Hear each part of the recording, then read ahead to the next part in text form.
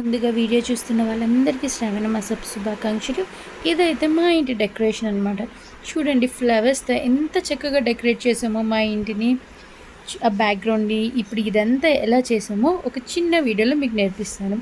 First అయితే వచ్చిన జనాలందరికీ మనం కవర్స్లో పెట్టి జాకెట్ ముక్కలు, కావాల్సిన సామాన్లు, శ్రావణ మాస శుభాకాంక్షలు చెప్పడానికి అన్నీ ఒక కవర్లో వేసిస్తాం. కానీ ఈరోజు ఇప్పుడు మీరు చూస్తున్న దానిలో జాకెట్నే మనం ఒక కవర్ లాగా యూజ్ చేయడం తెలుసుకుందాము.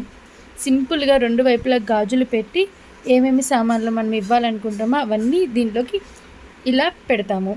తర్వాత 2 సైడ్స్ ఫోల్డ్ చేసి బ్యాంగిల్స్ ద్వారా వాటిని హ్యాంగర్స్ లాగా చేసేస్తాము. చూసారు కదా ఎంత చక్కగా తయారైపోయినాయో. చూడండి దాన్ని దారంతో టై చేసేసాను. ఫైనల్ అవుట్కమ్ అయితే ఎంత బాగా వచ్చిందో చూడండి. సింపుల్గా చాలా తక్కువ టైంలోనే నేను ఎన్నో చేసేసాను. తప్పకుండా ట్రై చేయండి. ఇది చాలా యూనిక్గా ఉంటుంది, అందరు లైక్ చేస్తారు. ఇలాంటిది మీరు అంటే స్పెషల్గా కూడా ఉంటారు. నెక్స్ట్ బ్యాక్గ్రౌండ్కి నేను ఏ ఆకులు ఫ్లవర్స్ అయితే డెకరేట్ చేశాను. ఇప్పుడు అది చూడండి ఎలా చేశాను. ఇది కూడా చాలా సింపుల్, కానీ బ్యాక్గ్రౌండ్కి చాలా లుక్ ఇస్తుంది ఇలా చేయడం వల్ల. మనం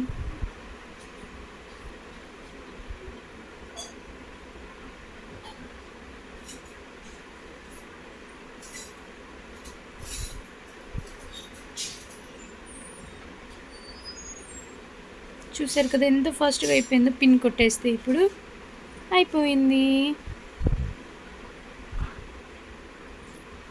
లెస్ దెన్ 1 మినిట్లో ఒకటి అయిపోయింది.